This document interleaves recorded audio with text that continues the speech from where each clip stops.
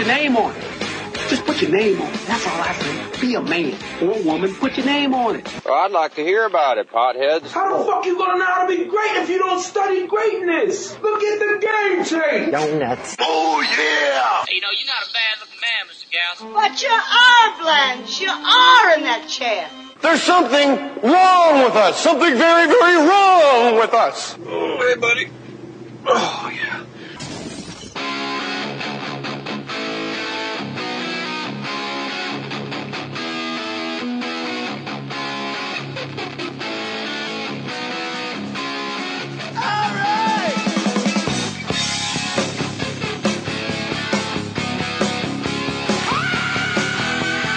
All right. I think we're up and running. Carl LaBove, thanks for coming. Hey, quite welcome. This is a great neighborhood. Yeah, if you're a fire. Knock it off. You're a comedy heavyweight that you were off the grid for a while. Yes. And now you're getting back. How long have you been actively going up, like, every time you could, doing stand-up? 30 years. No. I thought you'd, like, stopped entirely for a while. I moved away from the spotlight. Okay. So I've been working quietly. Like in the Midwest or something? Or Yeah. undisclosed location? Exactly. Because L.A. was kind of taken away from me.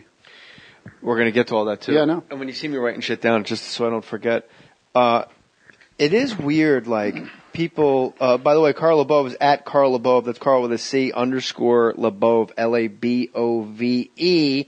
You may be saying, hey, slow down, JJ. Yeah. But by the time we're about 20 minutes into this, you're going to say, holy smokes, I have to tweet this guy. This is one of the neatest stories I've ever heard in my life. It is interesting. Like, comedy you are like an OG in comedy, like, straight up. There's no doubt about it. But you know this, and you discovered this when you, quote, went away for a while out of the spotlight in the South. I'm stunned at how much of a living you can make if you just decide nose to the grindstone and just grind it out and just do clubs. Yeah. And there's so many different levels. Like, there's a guy that does, like, Dentine commercials, and that's all, and a couple voiceovers, making $200,000 a year, and he's like, I made it. Yeah. I've no movies. Like, he just made it. And there's, like, soap opera actors that just made it. Like, you're a guy, you were in Kinison, you're one of the outlaws of comedy. And you and Sam and, help me. Hicks. Who's the guy that always tries to give me pills when I play Rascals in Jersey? He's always around. Oh, my God. Little guy. Looks like black hair, longer black hair. Oh, I know who you're talking about because I did one of his pills once. And I went to a party and he gave me a pill. God, his name was on the tip of my consciousness. I did a pill, got out of a car, fell in a ditch. Everyone went, where's Carl? Oh, he probably went to talk to that girl over there. They went in and partied. And I woke up the next day still in that ditch and everybody had left. What was the pill? I don't know, but he swore by it. But that's like some Fifth Element stuff. Yeah. Mm-hmm. Like, it'll take us 9 parsecs to get to the new universe. I'd been doing stand-up maybe 6 months. He had or you had? He had it. He goes, hey, you ought to try this and make it funny. I went, oh, cool. Like, how long had you been doing it then? 6 months. Oh, he said he'd been doing it 6 months. Yeah, well, we were all around the same time. I like that. It's 6 months in. He's like, I've found the secret to comedy. Yeah, it's the blue pill. Wake up, Carl. It's the red pill. I made a mistake. Well, remember when you first started? Those guys used to show up and go, "Man, you guys are so funny. This group of you, I'm like the dealer, so I'll give you great pot." So everybody goes, "Hey, let's try pot and see what stand-up's like on pot." So you do pot, and you amazing, very amazing stuff. I can create on this, and then they come back to me and they go, "Hey, let's try some acid." And I said, "I don't know about acid." All right. How about trying this Mickey Mouse? Try this Mickey Mouse pill. And I go, oh, that sounds cool.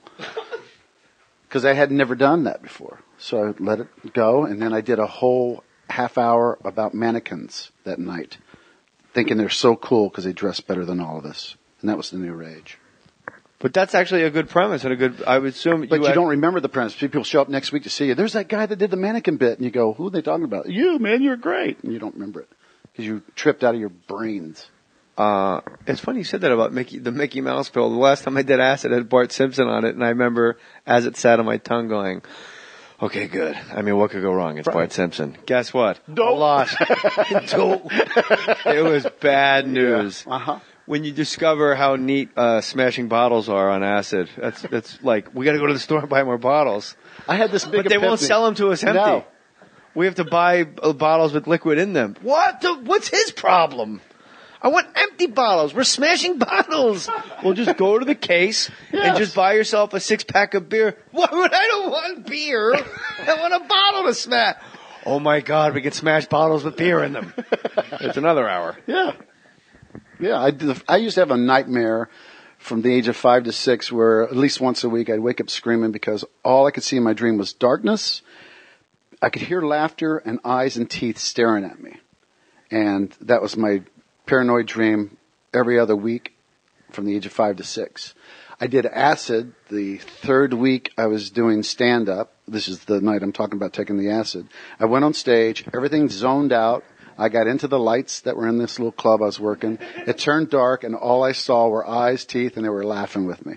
And I went, wow, was that an epiphany? Was that nightmare I had as a kid just giving me lineage into this is who you're going to be in life? Your life from 6 years old to 26 years old was really 19. just 19 years old was just a real purgatory until you met back up with the eyes and teeth. It's training. It's training. And the eyes and teeth were just out there in the ether. They were waiting for me. What's taking him so long? Or was it the epiphany for those eyes and teeth to show up and meet each other one night and go, hey, I guess we're supposed to go somewhere. You have eyes and teeth like I do. Let's go laugh. Yeah. You said about when you first start doing stand-up on grass, I found it was amazing. So amazing. And then I remember being in the Tempe Improv and being so high, like talk about one toke over the line, where I realized there's no way I could ever do my act because I'll get lost. Yeah. And I had convinced myself in Phoenix, Arizona, that I was on Broadway, and it was my one-man show. Right. And there's going to be a lot of pauses, and I'm going to tell serious stories. Yes. And that's when I knew that was the first time my father ever showed affection. And it took the passing of his father before my father could cry and break down. And like the end of that show, they were like, yeah, like they'd never seen, and it's a huge room. It was like a 600-seat room. Yeah. And then I remember like I got off stage, went to the dressing room, and had like explosive diarrhea because the terror had finally like was able to release itself. And just the terror of going, everyone knows I'm high, everyone knows I'm high, everyone knows I'm high. And that was pretty much the last of it. And now the thought of actually getting high at all gives me panic. Too. I get so long. I get like, oh my God, that'd be horrible. I don't think you consciously go, I'm going to quit doing this or that. I think just life just does the number on you and you go, wow, I haven't smoked in 3 years. I like what Carlin said on Larry King. Acid doesn't have to be against the law. And neither does grass. It's a self-limiting drug. You smoke your face off, I know, he didn't say about grass. He said about acid. And then you do acid, you do acid, you do acid. And then one time you do acid and your brain goes, don't ever do this again. And you go, okay. Yeah. The mighty has spoken. That's right. From within. Teeth and eyes. That's who says it. They showed up for Carlin? Yeah. That's great. I just assumed all that. Yeah. I think that's all that's left now.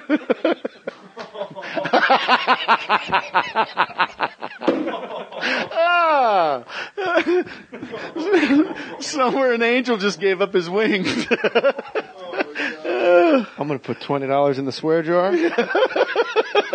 Write that down. Ding, ding, ding, ding, ding. Andrew, I don't think it was cool that you said that. Yeah, why did you even bring it up, Andrew? For crying out loud. Say it about Pryor. The guy was fucking wheeled around like an invalid for 14 years. It's a lot more palatable. Oh.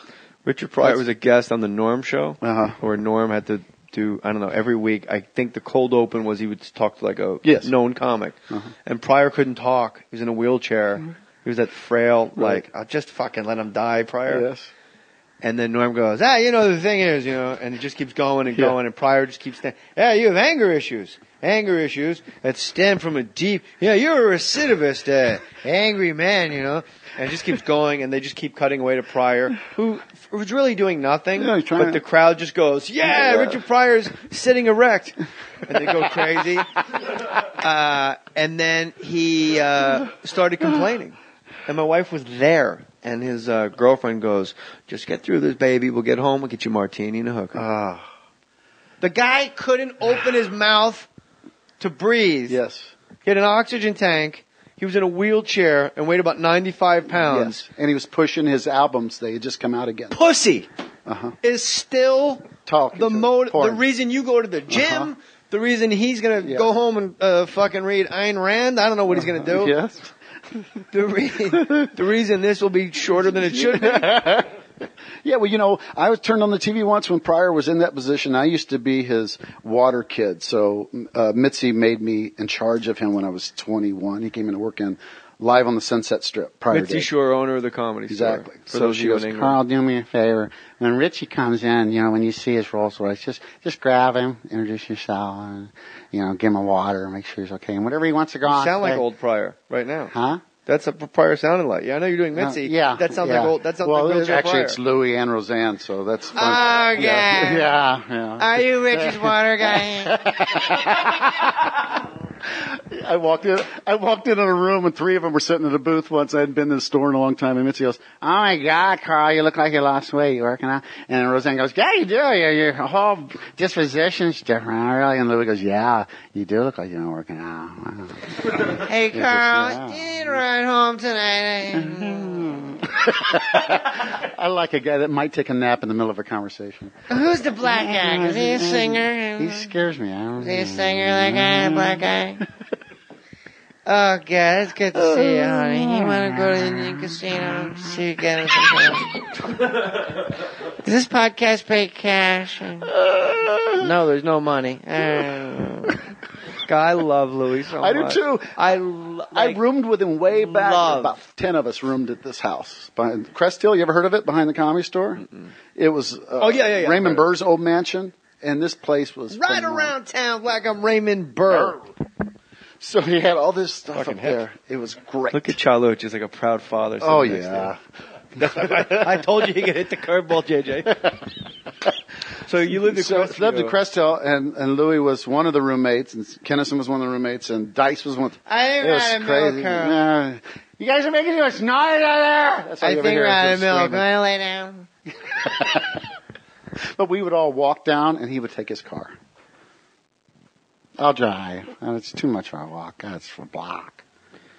He is one of the sweetest human beings in the world. And what freaks you out is when I just saw him like a month ago at Governor's, Governor's. In Long Island? Yes. He played the club. I love that room. I do too. That room is so much fun. And I'm going to be there in November, you goddamn greaseball, guinea wop motherfuckers. Come support me and I'll headbutt your slimy fucking face. They will. You watch. It's already packed. I know they're selling tickets now. It's packed. They're fucking disgusting with their buff, shiny nails. Yes. How did you know? Oh, you played it before. I play there all the time. Yeah. Hey, JJ, would you mind doing 30 minutes tonight? I got to get home. Fine. Yeah, sure. Do I get paid the same? Of course. Yeah. We'll take care of you. Pay you now if you want. Make it 22. I said once at Governors, I go, you guys make the cast of Jersey Shore look like Jews. It's the biggest fucking greaseball room. And when I say greaseball, I mean they're disgusting and they bother me. Well, I didn't know that. No. Oh. You walk in and you're full in 20 minutes. No, give him another plate. You want more of that. Yeah. Try the chicken veal. Not for nothing, JJ. Yeah. But I noticed a part of your act, a portion of it. You don't do no crowd work, JJ. You should do some crowd work. Dice, Otto and George, all the greats. They all work the crowd. All the greats. Dice, Otto and George. They do crowd work, JJ. All the greats. My favorite is Jimmy, who works over at the Brokerage, which is 15 minutes from that club. I go to work, and I did it twice, and I've known this guy since he was 15, but I don't know that I know him. He tells me this great story about how he meets me, and I go, oh, that's great. He goes, anything you need, anything. Look at me. I got it taken care of. I go, great. I do my show that night. I come back and there's a line. You shake hands with everybody there. They're really great audiences. I meet everybody and go, hey, did you have a good time? He goes, I don't really watch because I'm not into it. I don't think you're that funny. But the people love you. I'm not into the comedy part. I just, it's just honesty. The crowds are so great at Governors. And the bar right outside, it's one of the few places where you can actually have a conversation with someone at a bar, and they're not like, they're not my friend said that. Like I don't. They in Long Island they can hold their liquor and they're cool as hell. They've been trained well. And I like any Goomba that goes, JJ, how much cash will you need? None. Yeah, really. Like I'm. We're not used to that. What guy? Are you a hole? Are you gay? You don't need no cash. Yeah. You know, for odds and ends. Yeah. Cocaine. Girls. No, I have cash. I have an ATM card. Oh, look at you, Mr. Big Shot Man. Mr. Hollywood. Oh, look at with Mr. a card. Look at Mr. Manhattan.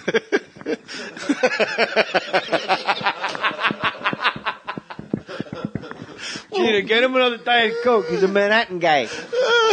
Gina, bring it over. Where do you see the fucking eyebrows in this girl? You